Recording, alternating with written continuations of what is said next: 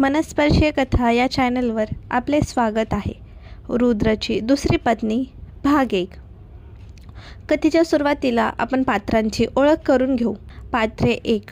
रुद्र देशपांडे, वय 29, सुप्रसिद्ध शेफ, देशात विविध रेस्टॉरंट्सचे मालक.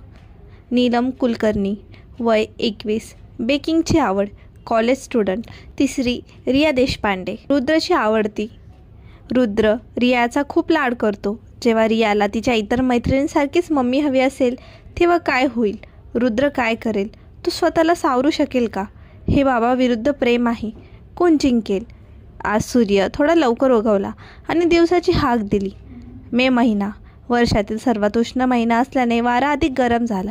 सूर्यकिरण देशपांडे निवास नावाच्या व्हिलामध्ये जातात. या व्हिलामध्ये गर्दी इतकी सामान्य नव्हती, कारण तिथे रुद्र देशपांडे नावाचा एक माणूस त्याच्या 5 वर्षाच्या मुलीसोबत राहत होता, जिचे नाव रिया होते. एकटा पिता असल्याने त्याच्याकडे खूप काही होते. तो एक उत्तम पिता आणि मेहनती माणूस देखील होता. तो नेहमीच आतून आनंदी राहण्याचा प्रयत्न करत असे. त्याच्या सुरुवातीच्या चुकांमुळे तो एकटा पालक बनला, कारण त्याला मुलांबद्दल आणि स्वतःला कसे मदत करावी याबद्दल अजिबात ज्ञान नव्हते. एकटा पालक असल्याने त्याने त्याच्या व्हिला जगातील प्रत्येक खेळण्याने भरून टाकला. सर्वोत्तम स्वयंपाकी नियुक्त केली गेली. तिची खोली त्यानुसार सजवली गेली आणि सुसज्ज केली गेली. त्याच्या पालकांचा एकुलता एक मुलगा असल्याने त्याला लाड करण्याचे सर्व शक्य मार्ग माहीत होते. पण तिच्या रागामुळे त्याला प्रश्न पडला की ती खरोखर त्याची मुलगी आहे की आई. दिवसाची सुरुवात जिमने जड कसरत करून झाली. त्याला खूप घाम फुटला होता. त्याचे तपकिरी डोळे एका विशिष्ट ठिकाणी अडकले होते. त्याचे काळे केस घामाने पूर्णपणे टपकले होते. त्याने उसासा टाकला. त्याचे मन मऊ पण गुलाबी ओठ वेगळे केले. तीक्ष्ण जबडा आणि छाटलेली दाढी त्याला एक परिपूर्ण लूक देत होती. देखणा माणूस. त्याचा पांढरा टी-शर्ट त्याच्या दुसऱ्या त्वचेसारख्या त्याच्या शरीरावर चिकटला होता. घामाने भिजत होता. त्याला काचेच्या दारावर ठोठावण्याचा आवाज आला. त्याची नजर ठोठावणाऱ्या स्रोताकडे गेली. त्याच्या हृदयाच्या ठोक्यांवर त्याचे डोळे चमकले. त्याची छोटी मुलगी पुन्हा ठोठावत होती, गोड आवाज करत होती. तो तिच्याकडे पाहून मोहकपणे हसला. त्याने त्याची कसरत थांबवली आणि काचेच्या दाराकडे चालत गेला. दार उघडून त्याने तिला आत जाऊ दिले. त्या छोट्याशा चौकटीने त्याच्या पायाने मिठी मारली, ज्यामुळे तो हसला. त्याने तिला आपल्या हातात उचलले. ती नाटकीयपणे श्वास घेत गालांना हात लावत म्हणाली, बाबा मला सोडून दे, तुला खूप घाम येतोय, ती गोडपणे म्हणते आणि नाक दाबते.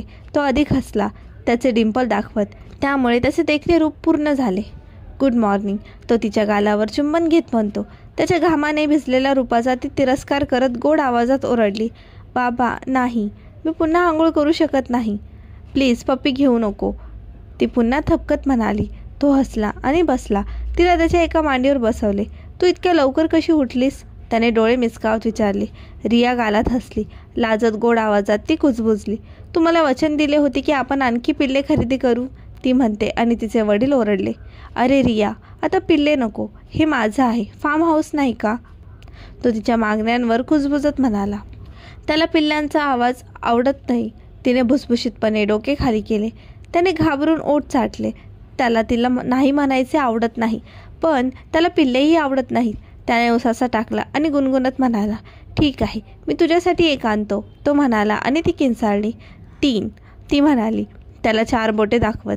तो हसून म्हणाला, हे 4 आहेत. तो तिचे गाल ओढत म्हणाला, मी तुलाही मोजलं बाबा, ती हसत म्हणाली. त्याने डोळे मिचकावले आणि तिला गुदगुल्या केल्या. ती मोठ्याने हसली. तिच्या हसण्याने त्याची सकाळची सुरुवात त्याने कधीही मागितल्यापेक्षा चांगल्या पद्धतीने केली. तिला आपल्या मजबूत बाहूंमध्ये घेऊन तिचे गोड बोलणे ऐकणे तिला बाथटबमध्ये बसवले. ती आंघोळ करेपर्यंत त्याने तिचा गुलाबी फ्रॉक इस्त्री केला. बाबा माझं काम संपलं, ती ओरडली. त्याला हसायला लावलं. त्याने टॉवेलने गुंडाळलेला तिचा छोटासा आकार उचलला आणि तिला छोट्या सोफ्यावर बसवलं. त्याने तिचे केस वळवले. जोपर्यंत तिने नखे रंगवली नाहीत.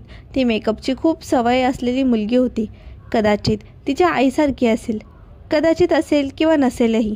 बाबा हा रंग कोणता आहे? तिने त्याच्यासमोर हात पसरत निरागसपणे विचारले. त्याने रंग तपासला आणि म्हणाला, हा बेबी पिंक आहे. त्याच्याबरोबर उत्तरावर तिने टाळ्या वाजवल्या. अरे बाबा मी रंग शिकले, ती म्हणाली आणि त्याच्या गालावर चाट मारली. तो हसला. मी अजूनही आंघोळ केलेली नाही. तिने उलट्या झाल्यासारखा चेहरा केला. तो हसला आणि तिचे केस विंचरले. त्याचा पांढरा टॉवेल गळ्यात घेऊन तो आंघोळीसाठी गेला. बाथरूममध्ये शिरताच तो बाथटबकडे चालत गेला, पण इकडे तिकडे पसरलेल्या भरपूर फेसामुळे तो बाथटबमध्ये घसरला. ही खोडकर मुलगी, तो डोके हलवत बडबडला. ती आत डोकावत म्हणाली, बाबा तू घसरला नाही का? मला खूप आवडले, तो डोळे फिरवत म्हणाला. आणि ती किंचाळत हसली.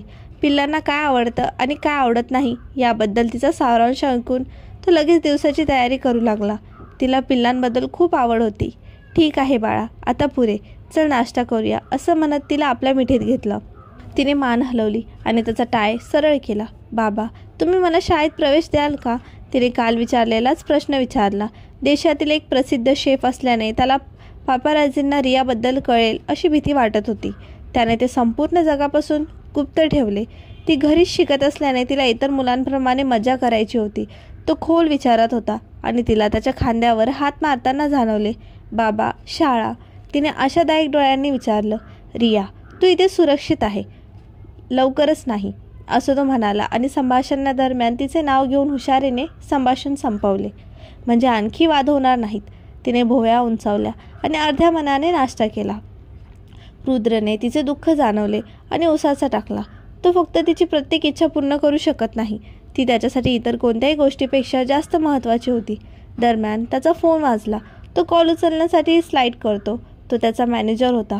हो मिसेस गिल, त्याने व्यावसायिक स्वरात कॉलला उत्तर दिले. सर तुम्ही कुठे आहात? 15 मिनिटांनी इथे या, ती इतक्या स्वरात म्हणाली. लोक तिला बॉस आणि त्याला तिचा मॅनेजर समजतील. 20 मिनिटे आणि मी तिथे येईन, तो रियाचे ओठ पुसत म्हणाला. 10 मिनिटे, ती म्हणाली. त्याला डोळे मिचकावून लावले. श्रुती गिल त्याच्या संपूर्ण आयुष्याची त्याची सर्वात विश्वासू व्यक्ती होती. त्याच्या आईनंतर ती 40 वर्षाची महिला होती. चांगली व्यावसायिक कौशल्य आणि तीक्ष्ण मनाची. हे लोक मलाच का ऑर्डर देत राहतात, त्याने विचार केला. त्याच्या फोनकडे भुवया उंचावल्या. तू आळशी आहेस म्हणून, त्याची मुलगी म्हणाली आणि त्याला निरोप न देता तिच्या खोलीत पळत गेली, ज्यामुळे त्याने आणखीनच भुसभुशीत केली. तो रागावून उभा राहिला. त्याचा कोट घेऊन तो त्याच्या जवळच्या मित्राला धडक देण्यासाठी बाहेर पडला. त्याची मुलगी तिच्या वडिलांच्या पाठीकडे पाहत असली, जिथे तिने एक चिठ्ठी चिटकवली. तुमचे एक पिल्लू मला विकून टाका आणि मी तुम्हाला 2000 रुपये देईन. ती तिच्या छोट्या योजनेवर हसली. त्याचा जिवलग मित्र उदय मोरे गप्पा मारत रुद्र त्याच्या एका रेस्टॉरंटमध्ये गेला. आज त्याच्या प्रेरक भाषणाने त्याचे स्वागत करण्यासाठी एक नवीन बॅच होती. तुझ्या छोट्या राक्षसाचे आयुष्य कसे चालले आहे? रिया किती रागावते हे जाणून त्याने त्याच्या जिवलग मित्राला चिडवले. सगळं ठीक चाललंय यार, कधी कधी मला वाटतं की ती खरंच माझी मुलगी आहे का? मी इतका हट्टी नव्हतो, रुद्र हसत म्हणाला आणि त्याच्या स्वतःच्या बालपणीच्या आठवणी आठवल्या. तो फार चांगला मुलगा नव्हता, पण तो थोडा त्रासदायक होता. त्याचा जवळचा मित्र हसला आणि त्याने मान हलवली. असो शेफ, आजच्या नवीन बॅचसाठी तू तुझं भाषण तयार केलंस का? उदयने विचारले. तो हसत होता, कारण त्याला माहीत होतं की रुद्र ते पूर्णपणे विसरला आहे. रुद्रने फुंकर मारली आणि डोके हलवले. तो त्याच्या मुलीसोबत वेळ घालवण्यात इतका व्यस्त होता की तो ती नवीन भरती झालेल्यांबद्दल पूर्णपणे विसरला. काळजी करू नकोस, तुझा देखणा मित्र इथे आहे. मी खूप छान भाषण लिहिले आहे, उदय अभिमानाने म्हणाला. रुद्रने थट्टा केली आणि म्हणाला, हां तू, मला खात्री आहे की तू काहीतरी मूर्खपणानेच लिहिलं असेल, पण काळजी करू नकोस, मी नवीन भरती झालेल्या दुखापत होऊ देणार नाही. तू ते फक्त माझ्यावर सोड, असे म्हणत त्याने त्याच्या PAचा नंबर डायल केला आणि तिला भाषण तयार करण्यास सांगितले. बराच वेळ गाडी चालवल्यानंतर ते शेवटी त्यांच्या रेस्टॉरंटमध्ये पोहोचले, जे त्यांनी एकत्र येऊन कठोर परिश्रम करून बांधले होते. ते गेल्या 19 वर्षापासून एकत्र होते आणि दिवसेंदिवस त्यांची मैत्री अधिकच घट्ट होत गेली. उदय हा वाईट काळातही त्याच्यात सतत पाठिंबा देत होता. त्यांचे नाते अटूट होते. हे रेस्टॉरंटमध्ये पोहोचताच रुद्रने ब्रेक दाबला आणि उदयकडे वळून पाहिलं. तू पुढे जा, मी गाडी पार्क करतो. उदयने डोळे फिरवले आणि उत्तर दिले, हो नक्कीच. तू मला 1 मिनिटापेक्षा जास्त काळ सहन करू शकत नाहीस का? कधी कधी मला असे वाटते की मी तुझा सावत्र भाऊ आहे. उदय ओरडला आणि गाडीतून उतरला आणि त्या आलिशान रेस्टॉरंटमध्ये गेला. रुद्रने त्याच्या आयुष्यातील त्या नाट्यमय व्यक्तीकडे फक्त डोके हलवले. त्याने त्याची गाडी पार्क केली. डॅशबोर्डवरून त्याचा कोट आणि फोन घेतला आणि गाडीतून उडी मारली. वाऱ्याला वेढून घेत त्याने आपले सनग्लासेस घातला आणि नवीन भरती झालेल्यांना इकडे तिकडे धावताना पाहिले. भूतकाळातील काही आठवणी त्याच्या मनात चमकल्या, ज्यामुळे तो त्यांच्याकडे पाहून हसला. भरती झालेल्यांनी त्याचे स्वागत आनंदाने शुभ सकाळने केले, ज्याला त्याने नम्रतेने प्रतिसाद दिला आणि त्याने त्याचे सर्वात मोहक स्मित दिले. इतक्या देखण्या माणसाला पाहून नवीन भरती झालेल्यांनी किंचाळले. कामाच्या बाबतीत तो एक प्राणी असू शकतो हे त्यांना माहीत नव्हतं. त्याच्या दरम्यान अचानक 22 वर्षाची एक मुलगी गर्दीतून आली आणि धावत आली.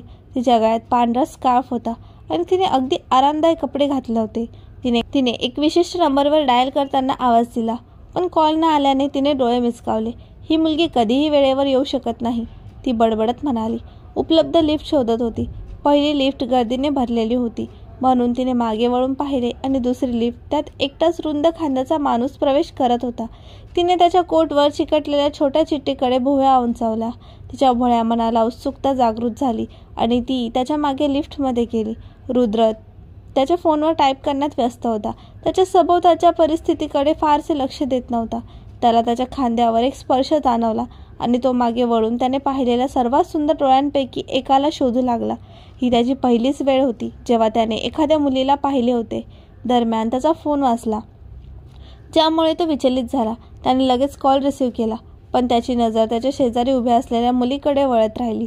तो तिच्या आकर्षणाने मोहित झाल्याशिवाय राहू शकला नाही. लिफ्ट त्यांच्या मजल्यावर पोहोचता त्याचा कॉल अखेर थांबला, ज्यामुळे तिने त्याला एक गोड नजर दिली. माफ करा, ती तिच्या कमरेवर हात ठेवत म्हणाली. हो, तो म्हणाला. लिफ्टमधून बाहेर पडण्याचा बेतात असताना मागे वळून एक सुंदर मुलगी तुझ्याशी बोलण्याचा प्रयत्न करत आहे आणि तू तिच्याकडे मोठ्याने दुर्लक्ष करत आहेस, ती त्याच्याकडे पाहत म्हणाली. त्याने आपले हात खिशात घातले आणि भुवया उंचावल्या. मी तुला दुर्लक्ष करत नव्हतो, मी फक्त एका बिझनेस कॉल अटेंड करत होतो. माहीत आहे ना, तो शुद्ध व्यंगाने म्हणाला. काहीही असो, ती तुमच्या कोटावर चिकटलेली चिठ्ठी होती का? आणि मला अशा गर्विष्ठ माणसाची बोलण्यात रस नाही. तुम्ही फक्त तुमच्या वडिलांच्या नोकरीवर स्वार आहात. तिने शेवटचा भाग स्वतःशीच बोलला, पण त्याने ते ऐकले. त्याने एक भुवया उंचावली. तू काय म्हणालीस?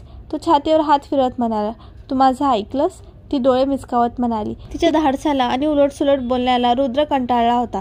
त्याने जबडा घट्ट धरला आणि मुठी आवळल्या. तुझी जीभ सांभाळ मिस, तो म्हणाला आणि तिला लाजवले. अरे देवा, रागावल्यावर तू खूप आकर्षक दिसतोस. मला एक सेल्फी काढू दे आणि नवऱ्याला चिडवू दे, ती ओरडत म्हणाली आणि तिच्या हँडबॅगमधून तिचा फोन काढला. रुद्रने त्या मुलीकडे डोळे फिरवले. तो डोके हलवत बाहेर निघाला. जर ती भुसभुशीतपणे त्याच्या मागे धावत गेली, त्याच्या गतीशी जुळवून घेण्याचा प्रयत्न करत म्हणाली. तुझी किमान मला तुझा नंबर देऊ शकाल का? या वृत्तीचं काय? हां, मी तुला नंतर भेटेन, ती त्याच्या रुंद पाठीकडे पाहत म्हणाली. थपकत तिने त्याच्या टीममधील एका सदस्याला तिला मुख्य हॉलवेमध्ये घेऊन जाण्यास सांगितले. तिथं सर्व नवीन भरती होणारे होते. बसून तिने पुन्हा तिच्या जिवलग मैत्रिणीचा नंबर डायल केला. अरे, तू कुठे आहेस? कधी येणार? ती फोनकडे पाहत म्हणाली, कारण तिची जिवलग मैत्रीण नेहमीच उशिरा येत असे. मी येते, दुसऱ्या बाजूने नीलम म्हणाली आणि लवकर घोषणा झाली की CEO स्वतः येतील. नीलम तिच्या फोनवर सर्व काही रेकॉर्ड करण्यात व्यस्त होती. रुद्र रेस्टॉरंटचा भाग होण्याच्या कल्पनेने ती थोडी जास्त उत्साहित होती, पण तिला कल्पना नव्हती की तिचे आयुष्य 360 वळण घेईल. त्यांना विविध मुख्य शेफ, सूस शेफ, कमी शेफ आणि शेफ ओळख करून देण्यात आली. स्वयंपाक करणे हे तिच्या आवडते कधीच नव्हते, पण ती बेकिंगमध्ये चांगली होती. तिच्या जवळच्या मैत्रिणीच्या तीव्र दबावामुळे ती BRमध्ये सामील होण्याचा निर्णय घेतला होता. जेव्हा तिने तिचे देखणा माणूस पाहिला जो रेस्टॉरंटचा CEO बनला, तेव्हा तिचा फोन तिच्या हातातून निसटला. रुद्रने आत्मविश्वासाने माईक धरला तेव्हा नीलम आश्चर्यचकित झाली. रुद्रने आपले भाषण अधिक उत्साहाने, आत्मविश्वासाने केले आणि त्याच्या नवीन भरती झालेल्यांनी आणखी प्रेरणादायी शब्द सांगितले. नशीब आणि कठोर परिश्रम यांच्या संयोजनावर त्याचा दृढ विश्वास होता. नीलम त्याच्या शब्दांनी मोहित झाली आणि पाककृतीबद्दलचे त्याचे विस्तृत ज्ञान तिला एका काल्पनिक जगात घेऊन गेले, जिथे एक माणूस त्याच्या प्रियकरासाठी जेवण बनवतो. तिला तिचा उत्साह आवरता आला नाही आणि ती किंचाळली. इतर भरती झालेल्यांकडून विचित्र आणि प्रश्नार्थक नजरा येत होत्या. घाबरून ती त्यांच्याकडे हसली. त्याचे संभाषण संपताच नीलम उठून उभी राहिली आणि आनंदाने टाळ्या वाजवल्या. आजचा भाग कसा वाटला कमेंटमध्ये नक्की सांगा आणि व्हिडिओला लाईक करा. चॅनलवर नवीन असाल तर सबस्क्राईब करा. पुढील भाग लवकरच येईल. धन्यवाद.